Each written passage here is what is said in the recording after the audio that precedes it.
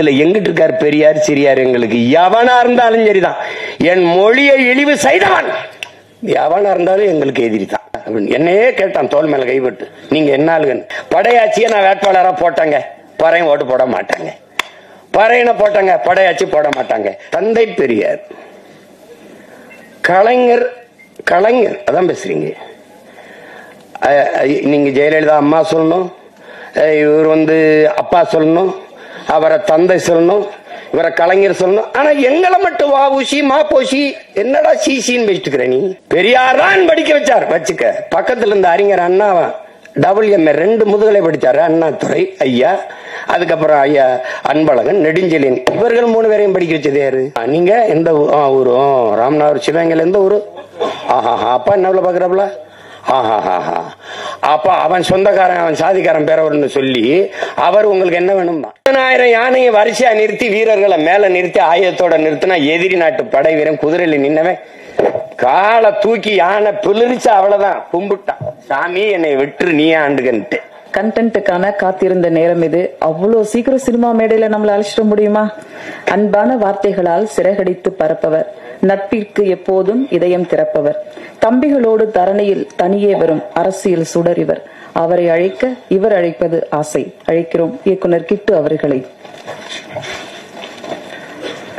மீண்டும் தான் அண்ணா பேசிட்டு இருக்கும் போது அபிநக்ஷத்ரா நாயகி என்கிட்ட கேட்டாங்க, காதுல கேட்டாங்க, சார் என்ன அடுத்த படம் ரெட் ஜெயின்ட்டானு. ஏமா நியாயமா இது எங்க உட்காந்துருக்கோம், யாரு கூட உட்காந்து? அதுவும் ஒரு நிமிஷம் நீ ரைட்ல பார்த்தனா துரைமுருகன் உட்காந்துருக்காரு.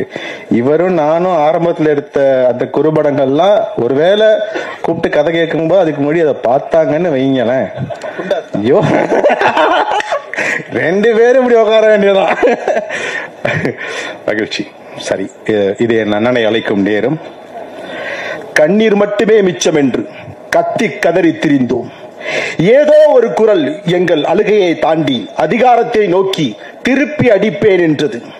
சொல்லி முடிக்கும் முன்னே அந்த குரலின் வேகத்தை கண்ட அரசாங்கம் அவனை சிறையில் தள்ளியது. ஆனால் அடங்கவில்லை அந்த குரல். எங்கெல்லாம் நீதி கிடைக்குமோ அங்கெல்லாம் தேடி அலைந்தது. நீதியை தேடி அரசாங்கத்தின் வாசலில் நின்றது. எங்குமே ஏமாற்றம் என்றதால் தனித்தே ஒரு சக்தியாக மாறி நாம் தமிழர் என்றது. சற்று வேட்டியை இறுக்கி பிடித்துக் கொண்டு ஒரு குரல் யார் தமிழர் என்றது. அப்போதுதான் தமிழனுக்கு புரிந்தது யார் திராவிடன் என்று. விடுமா திராவிடம், விடுமா திராவிடம், விடுமா திராவிட புத்தி. தமிழனை ஏத்தே பிழைத்த புத்தி அல்லவா துணைக்கு ஆரியத்தை அழைத்தது. முதல் அடியே ஆரியனுக்குத்தான் என்பது அவனுக்கு தெரியவில்லை. முதல் அடியே ஆரியனுக்குத்தான் என்பது அவனுக்கு தெரியவில்லை. முருகன் என் முப்பாட்டன் என்றதும் முனகிக் கொண்டே வா மோதி பார்ப்போம் என்றால் திராவிடன். இதோ வருகிறேன் என்று படை திரட்டி கிளம்பினான் எங்கள் கம்பீர குரல்காரன். 60 ஆண்டுகளாய் தமிழர் வாழ்க்கையில் படிந்த கரையை 10 ஆண்டுகளில் சரி செய்ய முடியுமா என்ன? இது ஒரு நெடும் பயணம். இந்த நெடும் பயணத்தில் நமக்கு துணை நிற்பது அவன் ரத்தம் கசியும் குரல் மட்டுமே.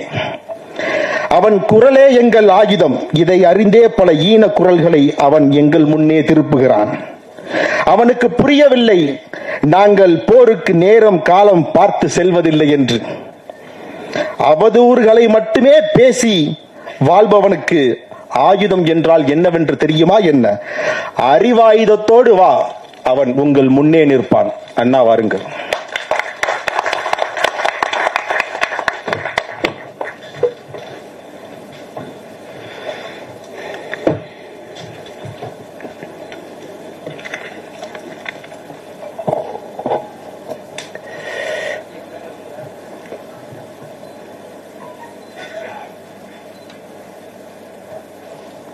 என்னுடைய பேரன்பிற்கினிய தம்பி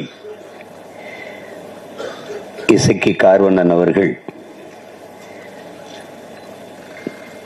தயாரித்து வழங்குகிற என் அன்பு இளவல் இயக்குனர் கிட்டவர்கள் இயக்கி வரவிருக்கிற ஆட்டி திரைப்படத்தினுடைய முன்னோட்ட வெளியீட்டு விழாவிற்கு வருகை தந்து வாழ்த்தி அமர்ந்திருக்கிற பெருமக்கள், என்னுடைய அன்பிற்கினிய கசாலி அவர்கள், என் ஆருயிர் தம்பி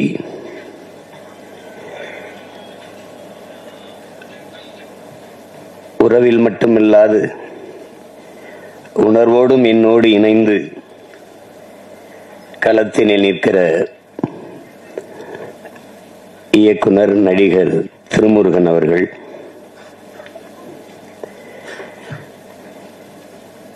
இந்த கலைஞர்களை நிகழ்வை சிறப்பிக்க வந்திருக்கிற, பாராட்ட வந்திருக்கிற என் அன்பு தம்பி கேலி சித்திரத்தின் மூலம் சமூகத்தை சிந்திக்க தூண்டிய சிற்பி, கட்டுரையாளன், பேச்சாளன், கருத்தாளன் பாலா அவர்கள்,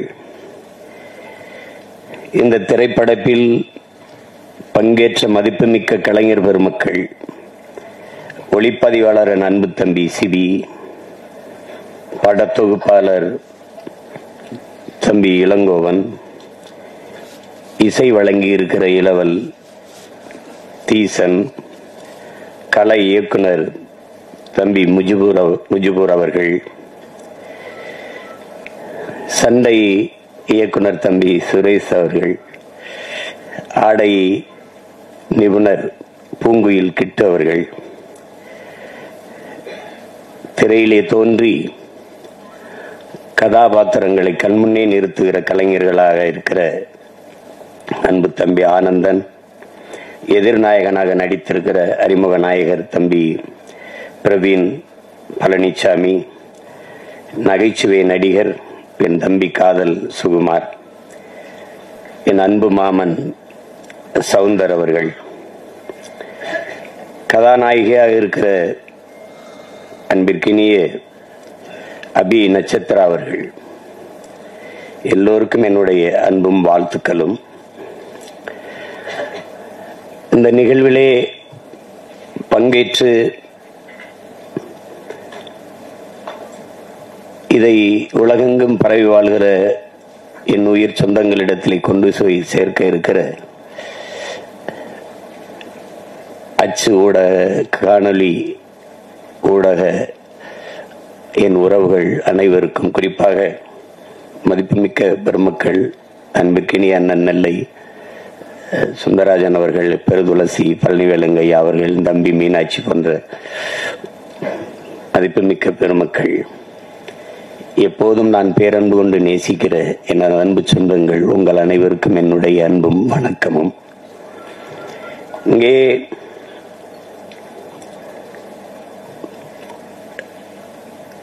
காதல் சுகுமார் ஒரு நகைச்சுவை நடிகர் இப்படி பார்க்கிறோமானால், அவன் மற்ற நடிகர்களைப் போல ஒரு புகழ்பெற்ற ஒரு திரைக்கலைஞராக இல்லை என்றாலும் அவன் ஒரு ஆகச்சிறந்த தமிழ் மகன், பெரிய உணர்வு கொண்ட, இன உணர்வும் மான உணர்வும் கொண்ட ஒரு மகன். அந்த சூழலிலே அவன் வளர்ந்து வந்து கொண்டிருக்கிற காலங்களிலே இன உணர்வோடு எந்த நாட்டிற்கு சென்றாலும் தன்னுடைய உணர்வு குன்றாமல் நம் உறவுகளிடத்திலே நின்ற ஒரு தம்பி. அதனால் அவனிடத்திலே எனக்கு ஒரு தனிப்பட்ட பேரன்பு எப்போதும் உண்டு. இங்கே என் அன்பிற்கினிய தம்பி துரைமுருகன் அவர்கள் சொன்னது போல, துரையும் கிட்டும் சேர்ந்துதான் அந்த நையப்புடை அந்த வலையொலியை தொடங்கினார்கள். ரொம்ப நன்றாக செய்தார்கள். கிட்டுவிட்ட இயற்கையிலேயே அவன்கிட்ட ஒரு சிறந்த படைப்பாற்றல் அவன்கிட்ட உண்டு. அது எதையுமே சுருக்கமா அதை சொல்லி புரிய வச்சிருவான் ஒரு இதை. அதுல நகைச்சுவை உணர்வோடு கேலியும் கிண்டலுமா கொண்டு போய் சேர்க்கிறதுல பெரிய கெட்டிக்காரன் அவன். எங்களோடு இந்த அரசியல் பயணத்தில் இல்லாத திரைப்பயணத்துல போனது எனக்கு மகிழ்ச்சியா இருந்தாலும், ஆனா எங்களுக்கு அது ஒரு இழப்பு தான். அப்படிப்பட்ட ஒரு படைப்பாளி இழந்திருப்பது இழப்பு தான். அதுல அவன் திரைத்துறை பக்கம் வந்து பல படங்களை இயக்கினான். அவன் இயக்கிய படத்தில் எனக்கு அந்த சல்லியர்கள் படம் நம்ம நிறைவை தந்தது. அந்த படத்தினுடைய 2 நிகழ்விலையும் நான் பங்கேற்று பேசினேன். அந்த படத்தை என் தம்பி துறை சொன்ன மாதிரி 150 கோடி முதலீடு செய்து எடுக்கிறவர்களுக்கு கதை இல்லை, 1.5 கோடியில் ஆகச்சிறந்த படத்தை எடுப்பான். அப்படி ஒரு படைப்பாளி. சல்லியர்கள் படம் பார்த்தீங்கன்னா உங்களுக்கு தெரியும், ரொம்ப நல்லா எடுத்துப்பான், நேர்த்தியா எடுத்துப்பாப்ல. எங்களுக்கு ஒரு பயம் என்னென்றால், இந்த எங்களுடைய விடுதலை போராட்டங்களை இன அழிப்பு அந்த தொடும்போது அது ரொம்ப உணர்வுபூர்வமானது, சரியா செய்யணும், இல்லைன்னா சிக்கலாயிடும். எங்கள் தலைவருக்கு அதுல ஒரு பெரிய கனவு. அவரை போல இந்த இனத்தில் பிறந்தவன்ல திரைக்கலையை நேசித்த ஒரு மகன் இதுவரைக்கும் இருக்க முடியாது. இங்கே இருந்த கட்சிகள், குறிப்பா கம்யூனிஸ்ட் இயக்கங்கள், திராவிட இயக்கங்கள் எல்லாம் திரைக்கலையை வந்து ஒரு சாக்கடை, குப்பை, சினிமாக்கார பெயர் இப்படிதான் பேசி பேசி அதை சாக்கடை சாக்கடையே என்றே சொல்லி கொண்டு விட்டார்கள். அதுல உருண்டு பிறண்ட நாயும் பண்ணி எல்லாம் நாட்டாண்டுட்டு போயிடுச்சு. இதான் நடந்தது பெரிய விபத்து. அது திரைக்கலையை ஒரு எங்கள் தலைவன் எனக்கு இப்படி என்கிட்ட சொல்றார் பாருங்க, திரைக்கலை என்பது அறிவியலின் அழகான குழந்தைன்னு சொல்றாரு. அந்த வார்த்தையை எப்படி பயன்படுத்துறாரு பாருங்க, அறிவியலின் அழகான குழந்தை. திரைக்கலை ஒவ்வொரு தேசிய இனத்தின் அழகிய கலை முகம். எப்படி வைக்கிறார் பாருங்க. இப்படி பேசல அவரு மெதுவாக சொல்றாரு, நான் அதை எடுத்து சொல்றேன். அந்த பார்வை அவர் இடத்துல இருந்தது.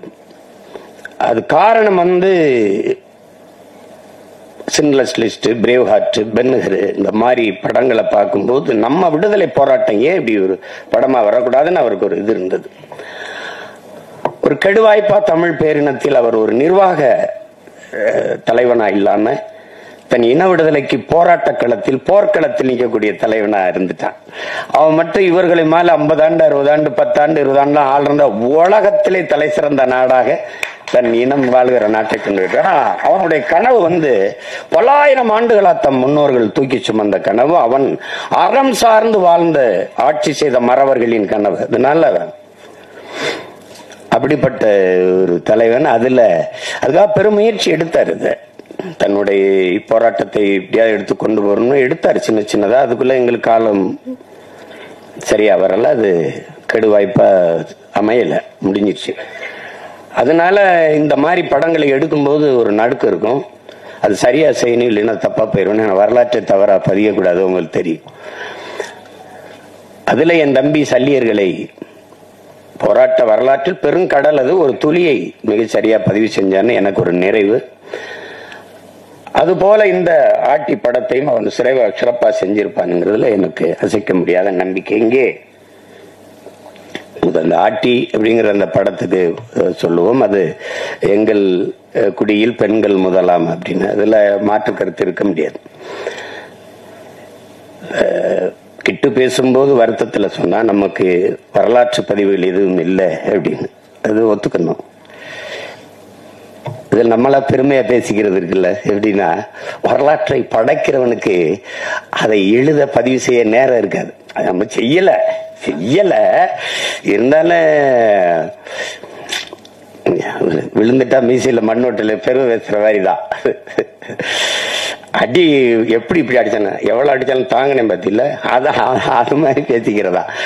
அதையும் உணர்ந்தவன் இந்த இன வரலாற்றுல என்னுயிர் தலைவன் மேதகு பிரபாகரன் அவர்கள் மட்டும்தான். இப்ப எங்களுக்கு பாத்தீங்கன்னா, நமக்கு நம்ம பாட்டன் அரசனுக்கு அரசன் அருள்மொழி சோழன் உலகின் பல்வேறு நாடுகளை வென்று, கடல் பல கடந்து, படை பல நடத்தி, பல்வேறு நிலப்பரப்பு வென்று 3வது பெரிய பேரரசை நிறுவினார். இது ஒரு, ஆனா அது அது ஆண்டாங்கிறதுக்கு ஒரே ஒரு சான்றுதான் இருக்கு, பெருவுடையார் கோயில் தான் இருக்கு, தஞ்சை பெரிய கோயில் மட்டும். அதுக்கு முன்னாடி இன்னொரு பாட்டன் கரிகால் பெருவள சோழன் ஆண்டுகாண்டா நம்மள, அதுக்கும் சான்று இந்த கல்லணை தான். இல்லைன்னா எங்களுக்கு கதையை முடிச்சிருப்பான். அதை வச்சுட்டு நாங்க எதை சொல்லிட்டு இருக்கோம். அப்ப நமக்கு வரலாற்று சான்றுகள் இல்ல, தமிழர்களுக்கு வரலாறு இல்லை. அப்ப இலக்கிய சான்று தான் இருக்கு, வெறும் இலக்கிய சான்று தான் இருக்கு. அதுல இப்ப பாண்டிய நெடுஞ்செழியன் மதுரை ஆண்டான், அதுல எங்க பாட்டி கண்ணகி பெருமாட்டி போய் கால் சிலம்பி உடைச்சு இது நீதியை நிலைநாட்டினான்னு ஒரு காப்பியம் இருக்கு. ஆனா வரலாறு இல்லை. அப்ப அதுல இந்த வரலாற்றை மீட்டுருவாக்கம் செய்யறதுல ஒரு பெரிய சிக்கல் இருக்கு. என்ன இங்க சொன்ன மாதிரி கிட்டு செஞ்ச மாதிரி நம்மளுடைய வரலாற்றை பதிவு செய்யலாம் நம்மவே இல்லாதனால எல்லாம் கற்பனை ஆயிடுச்சு. இலக்கியம் பொய் பேசும், சுவைபட சொல்லு. இலக்கியம் என்பது நயம்பட உரைத்தல், அதுதான் உங்களுக்கு. அது சுவைபட சொல்லுதல், அது பொய் பேசும். இப்ப உருகி சுகம்பெறா மார்பை திருகி எரிந்தால் தீயிட்டால்னு சொல்லும் போது அது என்ன இப்படி அப்படின்னு கேட்கும்போது, அப்ப நான் எங்க வாத்தியார் தமிழ் வாத்தியார் குப்புசாமி எனக்கு பாடம் நடத்தும் போது, அப்ப இப்ப இருக்கிற மதுரை வேற மதுரையா ஐயான்னு கேட்டேன். அப்படி இல்லடா, தீ பற்றி எரிந்ததுன்னா வாழ்ந்த மக்கள் அவளுக்கு நேர்ந்த துயரத்தை துன்பத்தை கண்டு வயிறு எரிந்தார்கள்ங்கிறத அப்படி சொல்லியிருக்காங்க சுவைபட அப்படின்னு. அப்ப இலக்கியம் பொய் பேசும், இதிகாசங்கள் பொய் பேசும், புராணங்கள் பொய் பேசும், காப்பியம் காவியம்லாம் பொய் பேசும். ஆனால் வரலாறு பொய் பேசக்கூடாது, பொய் பேசாது, பொய் பேசாது. அதனாலதான் நாங்கள் முற்றுமுழுதாக வரலாற்றில் புறக்கணிக்கப்பட்ட ஒரு இனத்தின் மக்கள் இன்றைக்கு வரைக்கும். இப்ப உதாரணமா இப்ப கண்ணகி அவளை எடுத்துக்கிட்டா எங்களுக்கு என்ன பெருமை இருக்குதுன்னா, சோழ நாட்டுல பிறந்து பாண்டிய நாட்டுல இறந்து சேர நாட்டுல தெய்வமாகிறா.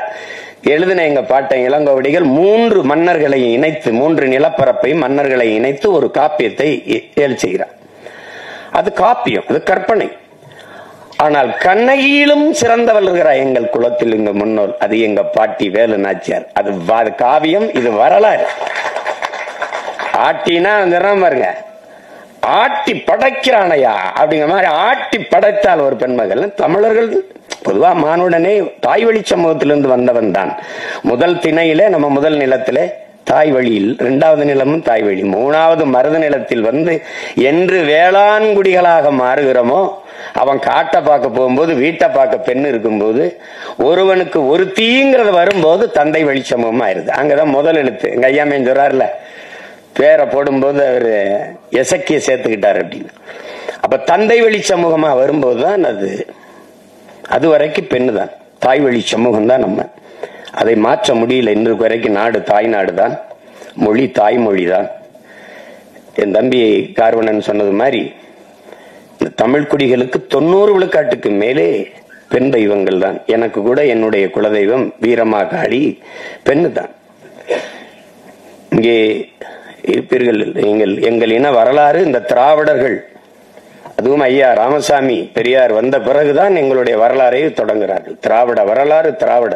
இன்றைக்கும் தமிழன் இன அரசியல் வரலாறு ஐயா பெரியார், அண்ணா, கருணாநிதி அவர்கள், எம்ஜிஆர் அவர்கள், ஜெயலலிதா அவர்கள், இதுதான் பெஸ்ட். என்னுடைய வரலாறு அதுக்கு எவன் கண்டுபிடிச்சான்? 50,000 ஆண்டுகளுக்கு மூத்ததுங்கிறான் ஒருத்தன்.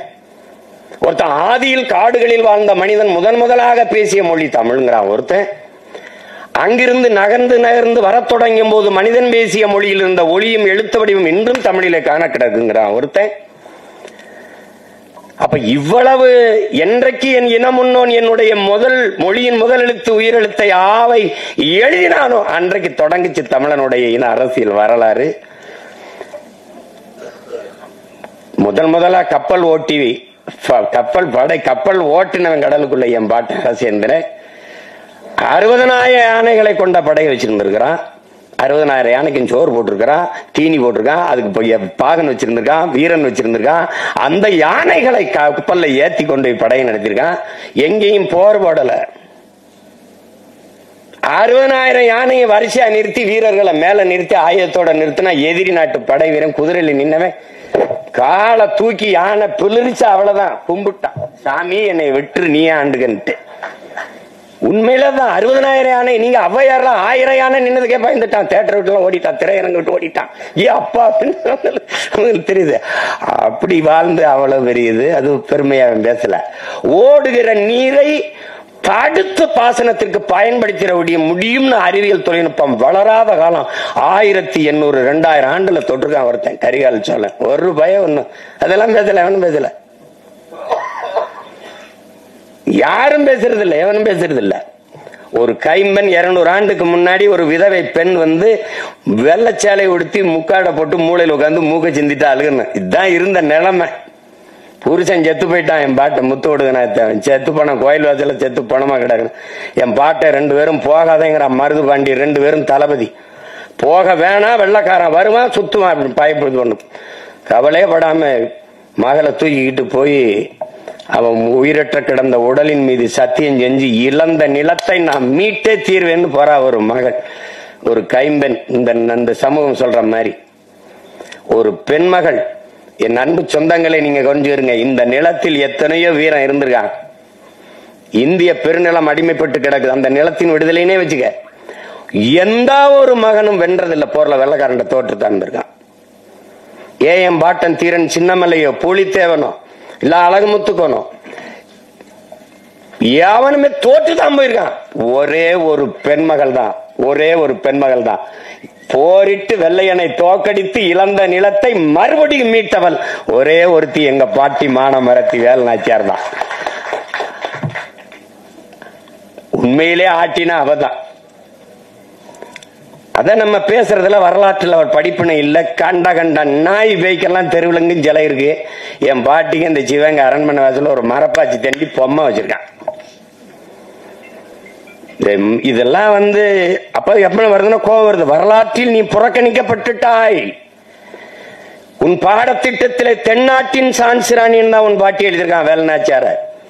வேலுநாச்சியார் பிறந்து இறந்து 85 வருஷம் கழிச்சு பிறக்கிறா மணிக்கர்ணைங்கிற பெண். 85 வருஷம் கழிச்சு பிறக்கிறார். இளம் வயதிலேயே திருமணம் முடிச்சு கொடுத்ததுனால சான்சி அந்த மன்னன் இறந்து போனதுனால அந்த நிலப்பரப்புக்கு அவ தலைவியாகி அரசியானதுனால சான்சி ராணி. இளம் வயது திருமணம்னால பாய், லக்ஷ்மி பாய், சான்சி ராணி லக்ஷ்மி பாய்னு பேர் வருது. நீ என்ன வரலாற்றுல பதிவு செஞ்சிருக்கணும்? சான்ஸ் ராணி எழுதும் போது வடநாட்டின் வேலுநாச்சியார்னு எழுதிருக்கணும். ஆனா நீ என்ன பண்ற? தென்னாட்டின் சான்ஸ் ராணின்னு என் பாட்டி எழுதுற. அங்க நான் பேசாம மண்டையாட்டிட்டு இருந்தேன் பாரு, அங்க செத்துச்சு என் வரலாறு, அங்க போயிருச்சு என்னுடைய வரலாறு. நீ என் பாட்டை வாவு சிதம்பரனாரை விட நீ என்ன வல்லபாய் பட்டேல் பெரியாள். நீ என்ன பண்ணிட்ட நீ? ஆனா வல்லபாய் பட்டேல் எனக்கு வரலாறு இருக்குது, என் பாட்டன் வாவுசி இல்ல. அதாங்க அது சிக்கல். கற்பனை கூட நீங்க செய்ய முடியாது. என் தாத்தன் வழக்கறிஞர், என் அப்பன் வழக்கறிஞர், நான் வழக்கறிஞர்.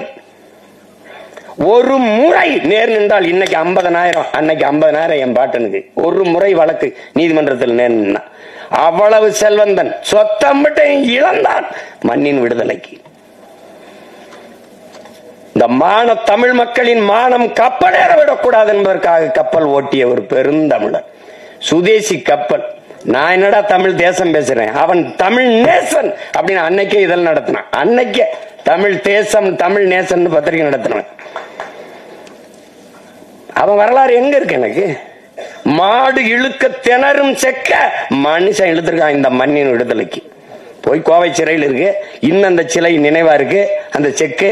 ஏன்னா அவன் இருந்த அறைக்கு பக்கத்துல இருந்த அவன் பேரன் நான், அதே கோவை சிறையில பக்கத்து அறையில செக்கிழுத்த செம்மல் வாவு சிதம்பரனார் இருந்த சிறை அப்படின்னு எழுதி வச்சிருக்கான். அந்த அறை எழுதி வச்சிருக்கான். வேணா நீ வேணா போயிட்டு அவனு போலையா விரைவில் அனுப்பி வைக்கிறேன். ஏதாவது இதுல பேசிட்டு வாடனா போட்டுருவான். என்ன நான் போகாத சிறை இருக்குன்னு நினைக்கிறீங்களா? நீதிமன்றம் இருக்குன்னு நினைக்கிறீங்களா? அவருக்கு ஏதாவது பார்க்கணும் சீமானேன்னா உடனே வரணும்ன்றப்பல கட்டாயம் நேர் நிக்கணும். வழக்கு இருக்கு, இதுக்கு ஒரு வழக்கு இருக்கு. வல்லபாய் பட்டேல படித்தோம், நம்மளுடைய பாட்டன் வாவு சிதம்பரனாரே படிக்கல. நீங்க எல்லாம் நான் கோவப்படுறேன்றீங்க, நான் கோவப்படுறதே பரவாயில்ல. என் தம்பியெல்லாம் கொந்தளிச்சுட்டாப்ல. இங்க பாருங்க, தொலைக்காட்சியில என் உடன் பிறந்தார்களா இருக்கிறீங்க.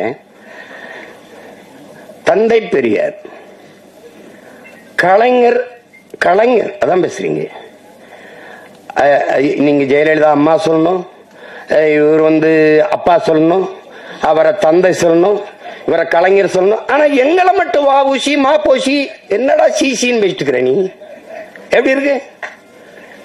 எந்த மான தமிழன் இதை ஏற்பான்? வாவுசி மாப்போசி, என் சிலம்பு செல்வர் மாப்போசி, செக்கிழுத்த செம்மல் வாவுசி சொல்ல முடியாத ஒண்ணு. தமிழ் தென்றல் திருவிக்கா, தனித்தமிழ் அடிகளார் மறைமலை அடிகள், முத்தமிழ் காவலன் கியாபே விஸ்வநாதர். பேச முடியாது அவனால? பேச முடியுமா? முடியாது. திரைப்படத்தில் நடிச்சவன தலைவர் என்ன சொல்றாருன்ற, தலைவர் என்ன சொல்ற, எங்க தலைவன் என்ன சொல்ற, திருப்பிரபாகர் என்ற டேய் கழுத்த திரி விடலையும் பாட்டு நீ ஏன் அவரை மேதகன்னு சொல்ல மாட்டியா? சொல்ல மாட்டியா? பேசுறத பாரு, நீ பேசுறத பாரு. பேசு, நாளைக்கு கூட பேசுவான் பாரு. பேச்சு எப்படி பேசுவான் பாரு. தமிழர் தந்தை சீபாதித்தனார் சொல்ல முடியாதா? சொல்ல முடியாதா? சிந்தனை சிற்பி சிங்கார வேளர் அப்படி சொல்லியிருக்கியா? நீ எங்கேயாவது சொல்லியிருக்கியா? ஆனா இதை மட்டும் பாரு, இதை மட்டும் தமிழன் விழித்துக் கொள்ளனேன்னு வச்சுக்கிறீங்க.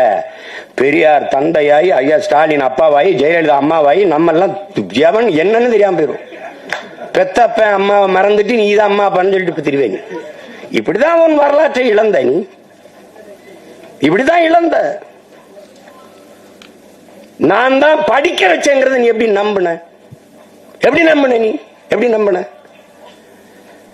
உன் இனத்தில் எத்தனை பெண்பார் புலவர்கள்? 100க்கும் மேற்பட்ட பெண்பார் புலவர்கள். நச்சினார், கிணியர், அவ்வை, எத்தனை அறிவு மூதாட்டியே உன் பெண் பெருமகள் அவ்வை. பெண்களை காப்பிய நாயகராக வச்சு பாடியவன் தமிழன். சிலப்பதிகாரம், மணிமேகலை, எத்தனை காப்பியங்கள். குல தெய்வங்களாக வச்சு கும்பிட்டவன் தமிழன்.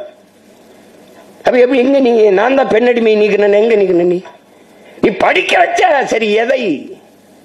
திருக்குறளை, சிலப்பதிகாரத்தை, மணிமேகலையை, சிவக சிந்தாமணியை, வளையாபதியை, குண்டலகேசியை, ஐங்குறுநூறுவை, 18 அகநானூறுவை, புறநானூறுவை, கலித்தொகையை, கலிங்கத்து பரணியை படிக்க வச்ச, கம்ப ராமாயணத்தை படிக்க வச்ச, இதையெல்லாம் எழுதினவனை எவன்டா படிக்க வச்சது? பதில் வச்சிருக்கியா? பதில் வச்சிருக்கியா? பெரியார் தான் படிக்க வச்சார். வச்சுக்க. பக்கத்துல இருந்த அறிஞர் அண்ணாவா WMA 2 முதுகலை படிச்சாரு. அண்ணாதுரை ஐயா, அதுக்கப்புறம் ஐயா அன்பழகன், நெடுஞ்செழியன், இவர்கள் 3 பேரையும் படிக்க வச்சது யாரு? அவருக்கு பக்கத்திலே உட்கார்ந்து இருந்தாங்களப்பா. ஏன் இதெல்லாம் நீங்க கேள்வி எழுப்பல?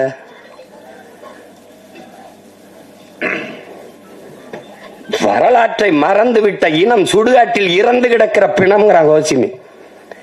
எங்க இருக்குது ஒன்னு? எங்க நீ பெண்ணை அடிமைப்படுத்தின?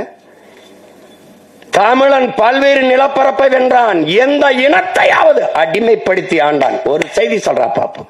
என் மாண்புடா, என் மாண்பு தமிழ் பேரன்பின் தாயிடா. இல்லைன்னா யாதும் ஊரே யாவரும் கேளீர்னு எந்த மொழி சொல்லிருக்குடா? பிறப்பு ஒக்கும் எல்லா மனிதருக்கும் கூட பாடல, எல்லா உயிருக்கும். உலகத்துல எந்த மொழி சொன்னது? என் தமிழ் தான் சொன்னது. என் தமிழ் தான் பாடியது. புதியது ஒரு உலகம் செய்வோம், கெட்ட போரிடும் உலகத்தை வேரோடு சாய்ப்போம். என் தமிழ் தான், என் தமிழ் தான். காக்கை குருவி எங்கள் சாதி, நீள் கடலும் மலையின் எங்கள் கூட்டம். எங்கள் தமிழ் தான். இந்த எனக்கெல்லாம் கற்பிச்சேங்கிற பாரதி பிறந்து இறந்து 1921 நம்ம பாட்டன் பாரதி இறந்து போறாங்க. 36 தான் ஐயா ராமசாமி பெரியார் பேசவே ஆரம்பிக்கிறாப்ல.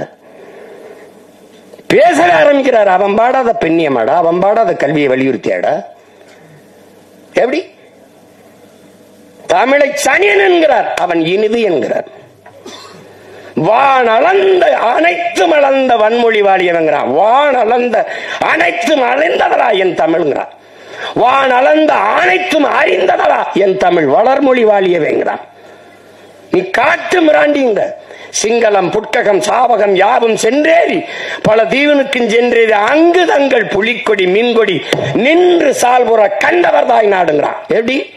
நீ காட்டு மிராண்டிங்கிற. அவன் என்ன தர்றான் பாருங்க. முட்டாள்கிற உலகம்புறாவென்று தன் கொடியை நாட்டியவன்டா பரம்பரையிடாவேங்கிறான். எப்படி இருக்கு? வெறியில தான் ஒருத்தன் வந்தான். டேய், தாய பழித்தவனை யாரு தடுத்தாலும் விடாதே, உன் தமிழை பழித்தவனை தாயே தடுத்தாலும் விடாதேங்கிறான். இதுல எங்கிட்டு இருக்கார் பெரியார் சிறியார்? எங்களுக்கு எவனா இருந்தாலும் சரிதான். என் மொழியை இழிவு செய்தவன் எவனா இருந்தாலும் எங்களுக்கு எதிரி தான். தமிழ் சனியன் ஒளி. முதல்ல அந்த சனியனை ஒளிடா. இதான்டா கோட்பாடு. இல்ல பெரிய தத்துவம் அதெல்லாம் தூக்கிட்டு வர்றதில்லை. எங்க கோட்பாடை பாரு. இப்படி எவனா பாத்தியா?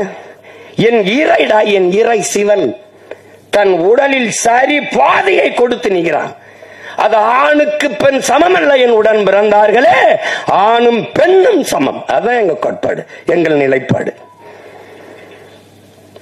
ஆணுக்கு பெண் என்ற கோட்பாட்டை ஏற்கலாம். ஆணும் பெண்ணும் சமம். அதை நிறுவி காட்டியவன் எங்கள் உயிர் தலைவன். ஆணுக்கு நிகராக பெண்ணுக்கு அரசியல் செய்ய காவல்துறையிலே, வான்படையிலே, கடற்புடி படையிலே, கரும்புடி படையிலே எல்லாவற்றிலும் சமபங்கை கொடுத்தவன் என் உயிர் தலைவன் மேதகு பிரபாகரன் அவர்கள். அதைத்தான் அவன் பிள்ளைகள் இன்று 234 இடம் என்றால் 117 ஆண்கள் 117 பெண்களை கொடுக்க காரணம் அதுதான். இதில் பெருமை ஒன்றுமில்லை, பிறவி கடமை செய்கிறோம், அவ்வளவுதான். பெண்ணை போற்றாத எந்த இனமடா உயர்வடைஞ்சிருக்கு. பெண்ணு தனியா வந்து ஒப்பந்தம் பண்ணி செய்யற பொம்மை அது. என்னை பெற்றவளடா, என் உடன் பிறந்தவளடா. அதன் போற்றாத சமூகம் எப்படி மேன்மை அடையும்? எப்படி உயர்வடையும்? எப்படி உயர்வடையும்? பெண்ணடிமை தீரு மட்டும் பேசும் திருநாட்டில் மண்ணடிமை தீர்ந்து வருதல் முயல் கொம்பேங்கிறான் புரட்சி பாவலர். அதான் இங்க இருக்கிறது.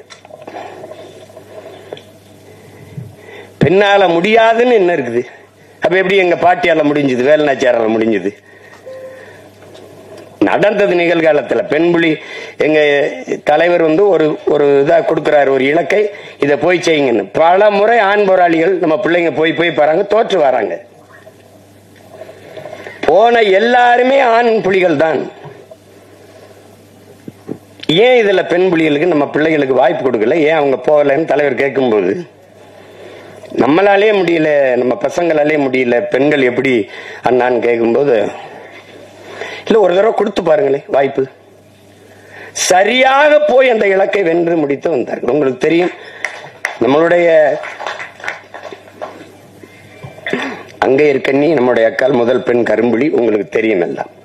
உங்களால் கற்பனை செய்ய முடிகிறதா? என் உடன் பிறந்தார்களே, பேரன்புமிக்க பெற்றோர்களே, சிங்கள ராணுவ கடற்படையினுடைய மொத்த கட்டுப்பாட்டையும் வைத்திருக்கிற ஒரு கப்பல், ஒரு போர்க்கப்பல். அந்த கப்பல்ல தான் மொத்த கடற்படை இயக்கமும் இருக்கு. அதான் இருக்கு, அதுக்குள்ள இருக்கு. அதை தகர்க்கணும். அதை தகர்க்க ஒரு தலைவன் யார தேர்வு செஞ்சிருக்கலாம்? ஆனால் ஒரு பெண்மகள், அவள் பேர் அங்கையர்கண்ணி. அந்த அங்கையர்கண்ணி அவள் கரும்புலியாக அவளை தேர்வு செய்யறாங்க. அப்படின்னா நெஞ்சில குண்டை கட்டிட்டு வெடிக்கணும். அவளே ஆயுதமா மாறணும். அதான் கரும்புலின்னா அவளே ஆயுதம், உயிரே ஆயுதம். அதான். அப்ப போகும்போது அவளுக்கு அந்த 2-3 நாள்ல, நாளை காலையில ஒரு கரும்புலி மறவனுக்கு இந்த நாளில், இந்த கிழமையில், இந்த தேதியில், இந்த நேரத்தில் நான் சாக போகிறேன் என்பது தெரியும். ஆனால் மகிழ்ச்சியா தான் இருப்பான், எல்லாரோட பேசிட்டு இருப்பான், சிரிச்சிட்டு இருப்பான். இந்த நொடியில நம்ம சாக போறோம்னு தெரியும். அப்படி ஒரு மகளுக்கு தெரியுது, ஒரு பெண் மகளுக்கு தெரியுது. அவள் அந்த பெரிய இலக்கை தகர்க்கணும். அதுல 3 நாளைக்கு முன்னாடி காய்ச்சல் வந்துருது. இந்த காய்ச்சல் அடிக்கிறதே சக தோழிகளுக்கோ போராளிகளுக்கோ சொல்லிட்டா அன்னைக்கு தகவல் போயிடும். இவருக்கு உடம்பு முடியலன்னா அன்னை நம்மளை பின்னடை வச்சுட்டு வேற ஆளை தேர்வு பண்ணிடுவாருன்ட்டு அதை விட்டு கொடுக்காம, அதை சொல்லாமல், தன் உடல் நிலை சரியில்லாதையும் சொல்லாமல் அந்த மகள் அப்படியே வச்சு அந்த உடல் அந்த காய்ச்சல் அடிக்கிறதோட அவ அதிகாலையில பயணப்படுறா. போய் அந்த தாக்குதலுக்கு ஒரு மாலையில இப்ப கிளம்பி எல்லாரும் போய் இரவுல இன்னும் இருக்கு, நாங்க ஆவணப்படம் வச்சு வெளியிட்டோம்.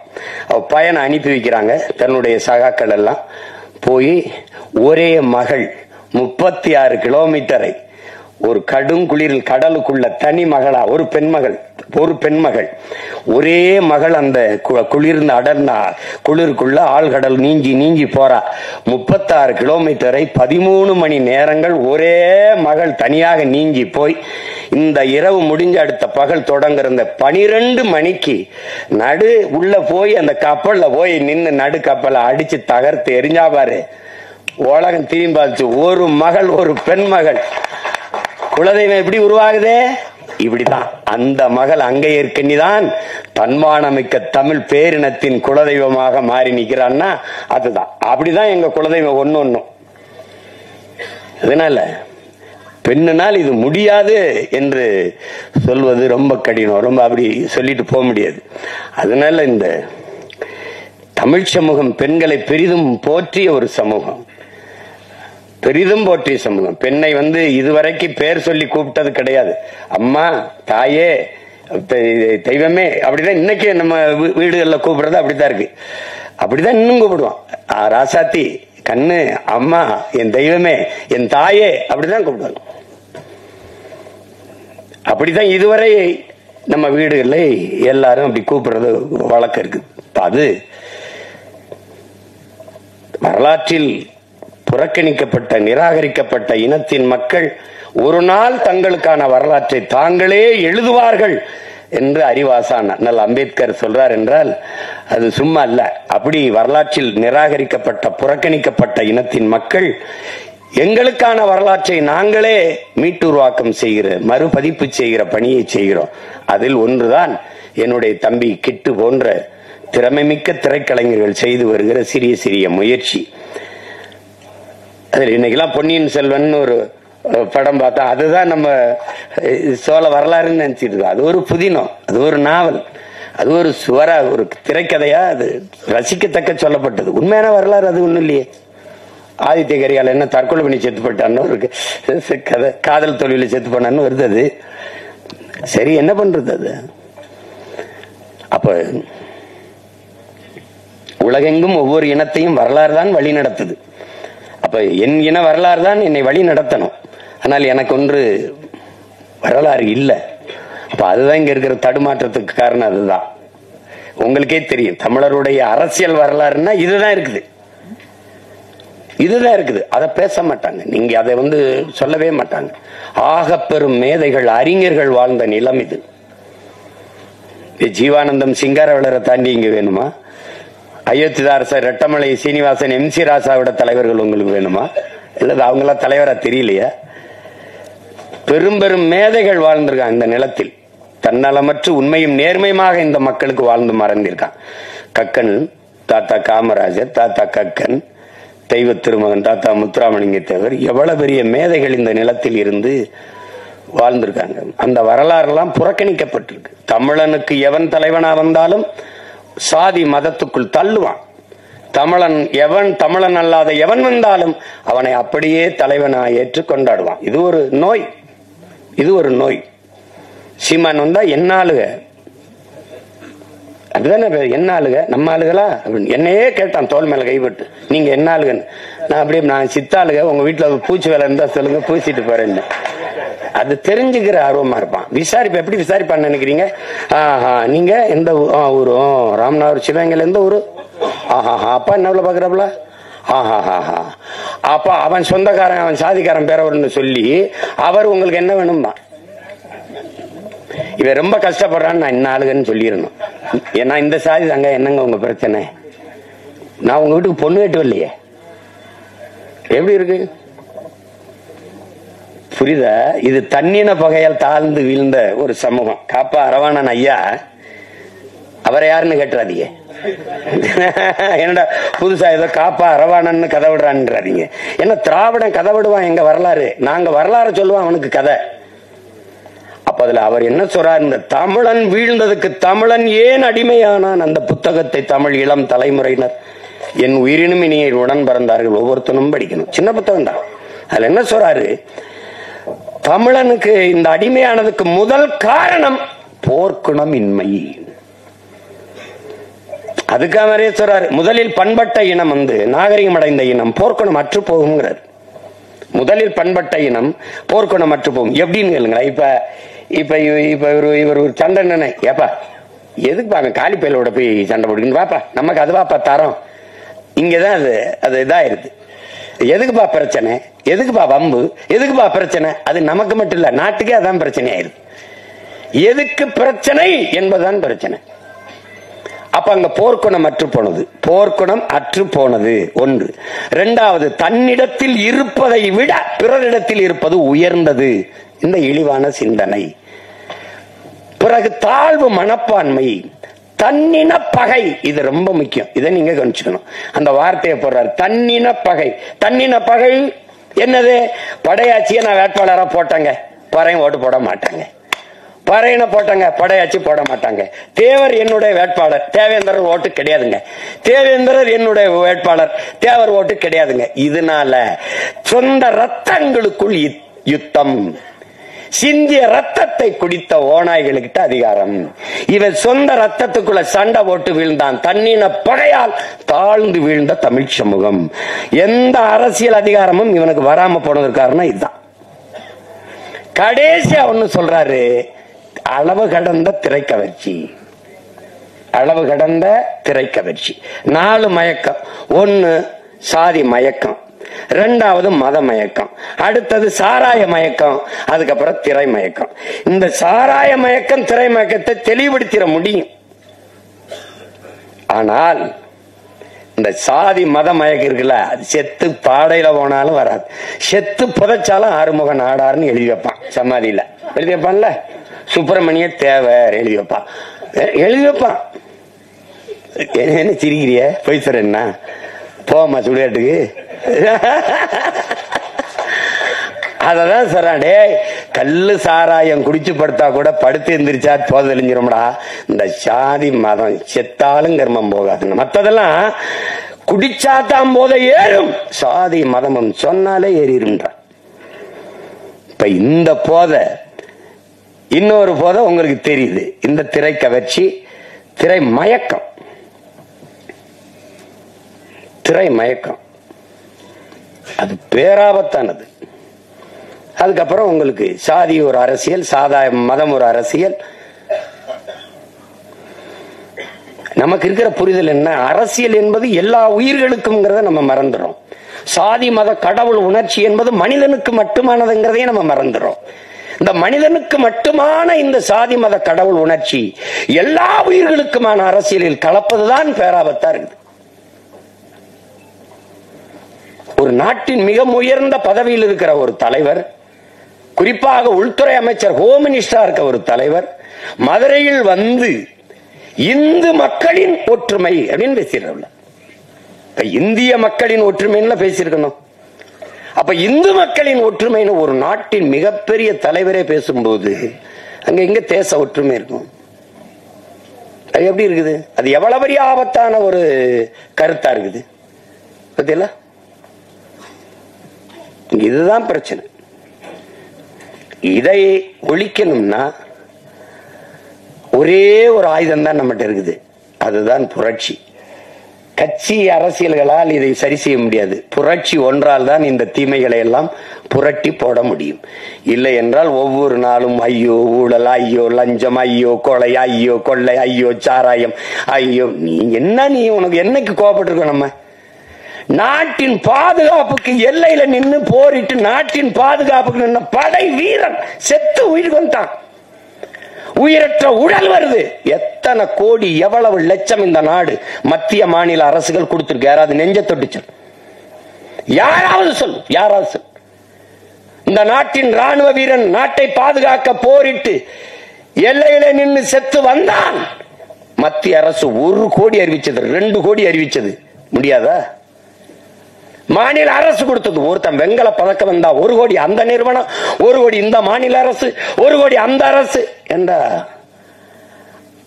அப்ப செத்து வந்ததுக்கு என்ன கொடுத்திருக்கு? கள்ளச்சாராயம் குடிச்சு செத்தவனுக்கு 10 லட்சம். ஒரு முதலாளி அவன் காட்சி வித்து பல லட்சங்களை சம்பாரிச்சு கொண்டிருக்கிறான். கொழுப்படுத்து போய் ஒருத்தன் குடிச்சு செத்துருக்கான்.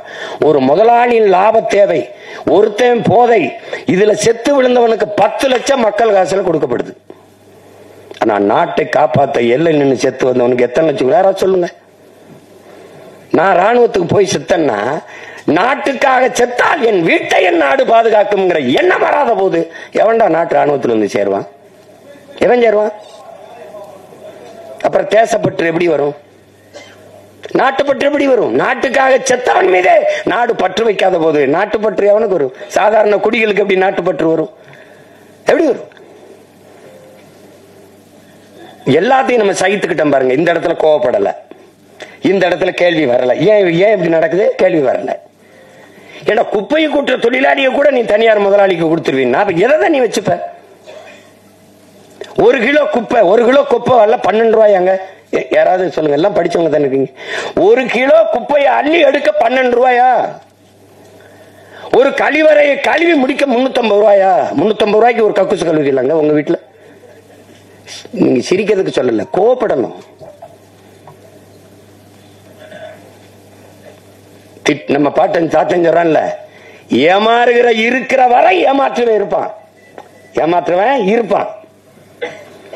திட்டம் போட்டு திருடுற கூட்டம் திருடி கொண்டே இருக்குது, அதை சட்டம் போட்டு தடுக்கிற கூட்டம் தடுத்து கொண்டே இருக்குது. அது நடந்துட்டுதான் இருக்குது. அண்ணா, திருடனாய் பார்த்து திருந்தாவிட்டால் திருட்டை ஒழிக்க முடியாது.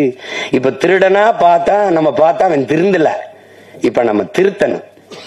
அவன் தான் திருந்தலையே, 1 வருஷம் 2 வருஷம் இல்லையா, 60 வருஷம் திருடுறான். அவன் திருந்தலையே, அப்ப என்ன பண்ணணும்? திருத்தணும். யார் திருத்தணும்? நாம தான்.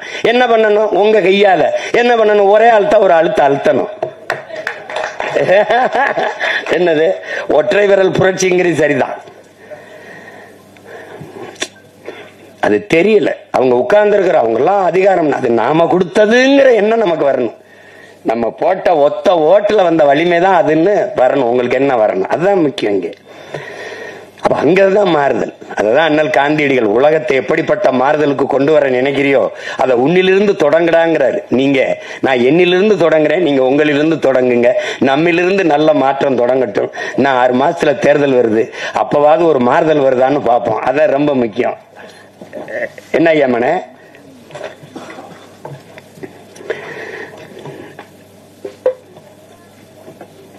நானும் எங்க ஐயா மையனும், நான் எனக்கு ஐயா மையம், அவருக்கு நான் எப்பவுமே அராஜகம் தான். நாங்க உங்களுக்கு தெரியும், எங்க அப்பா தமிழ் கடல் நெல்லைக்கண்ணன் எங்க அப்பா. அவங்க எப்பவும் என்னை வந்து மகனே ஐயான்னு தான் அழைப்பாங்க, மகனேன்னு அழைப்பாங்க. நான் ஏதாவது கேட்டா வாழ்க வாழ்க தமிழுடன் அப்படிதான் சொல்லுவாங்க, வாழ்க தமிழுடன். எப்பவுமே வைக்கும் போது ஐயா படிக்கணும், ஐயா படிக்கணும், ஐயா படிக்கணும், ஐயா படிக்கணும், அது சொல்லிட்டு தான் வைப்பாங்க. அப்படி எங்களை தமிழ் பால் ஊட்டி வளர்த்த தாய் தந்தை எல்லாமே எங்க அப்பா தான். எங்க அப்பாவுடைய அன்பு மகன் எங்க ஐயா மகன் சுகா அவர்கள். பெரிய அறிஞர், அமைதியா இருப்பாரு, பெரிய எழுத்தாளர், பெரிய ஆற்றலாளர், பெரிய திரைக்கதை. அது அந்த என்னன்னா, எங்க அப்பா இளையராஜாவுக்கு முன்னாடி நான் ஒரு காரியம் சாதிக்கணும்னா பாடி காட்டினா போதும், டேய் நீ பாடாத நான் செய்யறேன்றாங்க. எங்க அப்பாவுக்கு முன்னாடி பாடி காட்டுவேன்னா நீங்க என்ன வேணாலும் நினைக்கிறீங்க, நான் பாடி காட்டுவேன், பாடுவேன். அது ஒரு தடவை என்னை கூட டே என் முன்னாடி நீ பாடி காட்டுறான்றாப்ல. அப்ப நான் சொல்லிட்டு தானே பாடினேன். என்ன தெரியுமா அதுல அந்த வானத்தை போல மனம் படைச்ச மன்னவனே அப்படின்னா நல்லா இருக்காப்பா, நான் பாடிடுறேன். இல்லடா நீ என் முன்னாடி பாடி, உங்க முன்னாடி தான் பாடி காட்ட முடியும். அப்படி ஏன் அவர் பாடும்போது ஒரு கோவம் வராதுன்னா, அவர் சுதி சுத்தமா பாடுவாரு, இசை தெரியும், எனக்கு தெரியாது. அதனால அவர் ஒரு மெட்டு போட்டு வச்சிருப்பாரு, நான் ஒண்ணு பாடி விடுவேன். அதுல டே தயவு செய்து பாடாதரா, நீ என்ன சொல்றியோ செஞ்சிரண்டா. அது மாதிரி அவ்வளவு ஒரு இது. எங்க ஐயாமே சொன்னதெல்லாம் உண்மைதான். ஏன்னா உங்ககிட்ட சொல்றதுக்கு என்ன, நான் முத மேடையில எப்படி பேசுறதுன்னு எனக்கு யாரும் கத்துக் கொடுக்கல. 5 வயசுல எப்படி எல்லாம் மேடையில ஏறி பேசணும் அப்படின்னு கத்துக் கொடுக்கல. எப்படி சண்டை போடணும் தான் 5 வயசா இருக்கும்போது ஒரு சிலம்பு கம்பை கொடுத்து கத்துக்க சொன்னாங்க. அப்புறம் 10ஆவது படிக்கும்போது கராத்தே வகுப்புல போய் சேர்த்து விட்டாங்க. முதல்ல சண்டை தான் கத்துக்கிட்டேன், அப்புறம் தான் பேச கத்துக்கிட்டோம். மேடையில பேசும்போது ஒருத்தன் குறுக்க பேசிட்டு இருந்தா முதல்ல கத்துக்கிட்டது ஞாபகத்துக்கு வந்துருது. அவங்க எல்லாம் நினைச்சுக்கிட்டு இருக்காங்க நம்ம போய் அடிதடியில ஈடுபட்டு இனிமே சிறைக்கு போறேன்னு. சிறையில இருந்து வந்துதான் கட்சி ஆரம்பிச்சிருக்கேன். அதையும் கவனத்தில் வச்சுக்கிட்டு பேசணும். நான் ஆள் வச்சு அடிப்பேன்னு நினைக்கிறாங்க, நானே போய் அடிப்பேன். அதெல்லாம் தம்பி, ஏன்னா நான் இங்க இருக்கிற தலைவர்கள் ஐயா கருணாநிதி ஐயா, ஐயா எம்ஜிஆர் ஐயா, ஐயா அம்மா ஜெயலலிதா அம்மா எல்லாம் பார்த்து அரசியல் செய்ய வந்தவன்ல. தான் செத்தாலும் சரி தன் இனம் வாழ்ந்தால் போதும் நின்ன உலகத்தின் தலை சிறந்த வீரன், என் இனத்தின் பெருமாவீரன் பிரபாகரனின் மகன். சும்மா போய் இதெல்லாம் கிடையாது. போய் எங்க ஐயா பரிணாமன் பாடல நினைவுபடுத்தினாங்க. என் தம்பி எசைக்கு கார்வண்ணன் கூட அண்ணன் பாடினாங்க. இதுதான் வேலை. சமைப்போம், சாப்பிடுவோம், டப்பாவை கவித்து வச்சுட்டு தாளம் போட்டுக்கிட்டு மாறி நாங்க பாடுவோம். அந்த பாட்டை நம்ம கம்யூனிஸ்ட் கட்சியில் நாங்க பயணிக்கும் போது நம்ம தோழர்கள் பாடினதான் ஐயா பரிணாமன் பாடல். குறிப்பா என்னுடைய தம்பிகள் ரொம்ப நல்லா பாடுவாங்க. ஆனா அதுல என்ன நான் விட்டுட்டேன் பிறன்னா 10 தலை ராவணனே ஒத்த தலை ராம வென்றான்னு வருது. நமக்கு புரிதல் வரும்போது 10 தலை கிடையாது, அதுவும் வரலாற்று திரிவுதான். கலை 10 தலை சிறந்தவன் திசை 8 புகழ் கொண்டவன் ராவண பெருந்தகை. அதுதான் அந்த கலை 10 தலை 10 பின்னாடி வந்தவன் மாட்டான். ஒருத்தன் 10 தலையோட பிறக்க முடியுமான்னு பாருங்க. அதுல இன்னும் கோவம் வரும் பாருங்க. அந்த ஜண்டுபாம் விளம்பரத்துக்கு அப்படியே வந்து பலே ராவணா ஜண்டுபாம் டே நான் வர்றதுக்குள்ள ஓடி போயிருங்கன்னா கொண்டே விருவேன். அவன் கலைவத்தில் தலை சிறந்தவன் திசை 8 புகழ் கொண்டவன். அத போய் கலைபத்தை தலைபத்தாக்கி ஒத்த தலை ராம வென்றான்னு போட்டான். அதுல மொத்தத்துல வீரம் வேணும்னதுல நான் ஒத்துக்கிறேன். அது ஒத்துக்கிறேன். அந்த பாடல் அதை விட்டுற போறேன். ஆனால் இவ்வளவு நேரம் இந்த நிகழ்ச்சியை மிக அழகுற நெறியாலை செய்த அன்பு தங்கை கவிதா அவர்களுக்கு என்னுடைய அன்பும் வணக்கமும் வாழ்த்துக்களும். அவங்க ஊடகத்துறையிலையும் பணியாற்றி கொண்டு இது எங்க ஐயாமையும் சொன்னாரு, அவங்க தமிழ் நல்லா உச்சரித்து பேசுறாங்கன்னு. ஏன்னா நாங்க தேட வேண்டியது இருக்கு, யாரு தமிழ் நல்லா பேசுறா. இல்ல லைஃப்ல சொல்ல வேண்டியது இல்ல, வாழ்க்கையில வாழ்வுல இருக்கு சொல்லு இருக்கு. எல்லா சொற்களுக்கும் நமக்கு உயிர் சொற்கள் வேர் சொற்கள் கணக்கில்லாம இருக்கு. பயன்படுத்தணும், கொஞ்சம் பயன்படுத்தணும். அதுதான் நம்ம சொல்றது, வேற ஒண்ணும் இல்ல. யார் மேலே எங்களுக்கு கோபம் இல்ல. தாய்மொழியை பேச தெரியாத இனம் வாழாது. அதனால அது அந்த வருத்தம் தான் எங்களுக்கு. அது ஒண்ணும் இல்ல. தங்கை எப்படி பேசுனதுல எனக்கு ஒன்னும் வருத்தம் இல்ல. என்ன தமிழ் பேசினா படிக்க தெரியாத பிள்ளைன்னு நினைச்சிருவாங்க. நான் பள்ளிக்கூடம் படத்தில் நடிச்சிட்டு இருக்கும்போது இந்த கையெழுத்து நினைவு கையொப்பம் வாங்க வரும்போது நான் தமிழ்ல கையெழுத்திட்டேன் அன்புடன். சினேகா அவர்கள் ஆங்கிலத்துல கையெழுத்திட்டாங்க. நான் கேட்டேன் எப்படின்னு. ஐயா நான் தமிழ்ல தான் போட்டுக்கிட்டு இருந்தேன். ஒரு தடவை தமிழ்ல போட்ட போது ஒரு அம்மாவும் பொண்ணு கையெழுத்து வாங்கிட்டு போனாங்க. போகும்போது தமிழ்ல கையெழுத்து போடுறாங்க, இந்த இவங்க படிக்கல போறதுக்குன்னு. அது தமிழ்ல கையெழுத்து போட்டா படிக்கலன்னு நினைச்சுக்கிறான். அப்ப படிக்கல, பள்ளிக்கூடம் போல இருக்கு, தமிழ்ல பேசிட்டுக்கிறான்னு நினைக்கிறான். அதனால அந்த பாடல் நீங்க கேட்டிருப்பீங்கன்னு நினைக்கிறேன். அது இப்ப யாரும் அந்த பாடுறது இல்ல. அந்த பாடல்ல 10 தலை ராவணன ஒத்த தலை ராம வென்றான். இந்த பாட்டை நானே எங்க மாமா சவுந்தர அவர்களும் ஐயா பாக்கியராஜ் வீட்டுக்கு போனோம்னா ஒரு தடவை அந்த பாட்டை பாடுங்க அப்படிம்பாங்க. தாளம் போட்டு நாங்க பாடுவோம். 10 தலை ராவணன ஒத்த தலை ராம வென்றான், மொத்தத்துல வீர வேணும் சுடலமாடா. இந்த வித்தைகளை கத்துக்காம சத்தியத்தை ஒத்துக்காம கத்துனா போனதெல்லாம் கிடைக்குமாடா தம்பி, கத்துனா போனதெல்லாம் கிடைக்குமாடா. 10 தலை ராவணன் ஒத்த தலை ராம வென்றான், மொத்தத்துல வீர வேணும் சுடலமாடா. இந்த வித்தைகளை கத்துக்காம சத்தியத்தை ஒத்துக்காம கத்துனா போனதெல்லாம் கிடைக்குமாடா தம்பி, கத்துனா போனதெல்லாம் கிடைக்குமாடா. புலி வசித்து கிடந்தாலும் புள்ளை தின்ன மாட்டாது, போட்டத திங்கிறமே சுடலமாடா.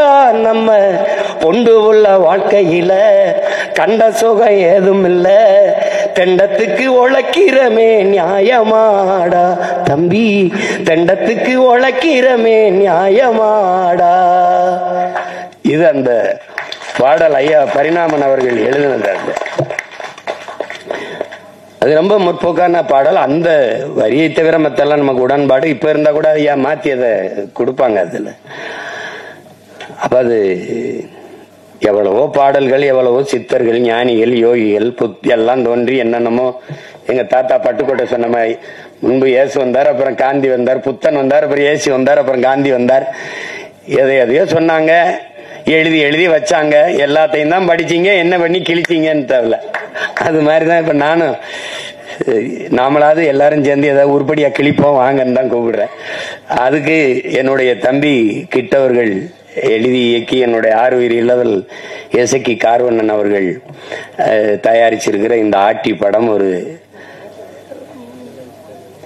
ஒரு சிறிய முயற்சியா இருக்கும். அது சொல்றான், புரட்சி என்பது ஒவ்வொரு மனிதனின் காலடிக்கு கீழே காய்ந்த சருகுகளாக காத்து கிடக்கிறது ஒரு தீக்குச்சியின் உரசலுக்காக அப்படிங்கிறான். ஒரு தீக்குச்சி உரசி போடணுங்கிறதுக்காக காய்ந்த சருகா காத்து கிடக்குதுங்கிறான். அப்படி உரசி போடுற ஒரு தீக்குச்சியா என் தம்பி கிட்டுவனுடைய ஆட்டி படைப்பு இருக்கட்டும் என்று நான் வாழ்த்துறேன். இந்த நிகழ்விலே இவ்வளவு தூரம் பங்கெடுத்து விழாவை சிறப்பித்திருக்கிற என் அருமைக்குரிய உறவுகள், என் அன்பு சொந்தங்கள், மதிப்புமிக்க ஊடக உறவுகள், உங்கள் எல்லோருக்கும் என்னுடைய பேரன்பும் வாழ்த்துக்களும். நன்றி, வணக்கம்.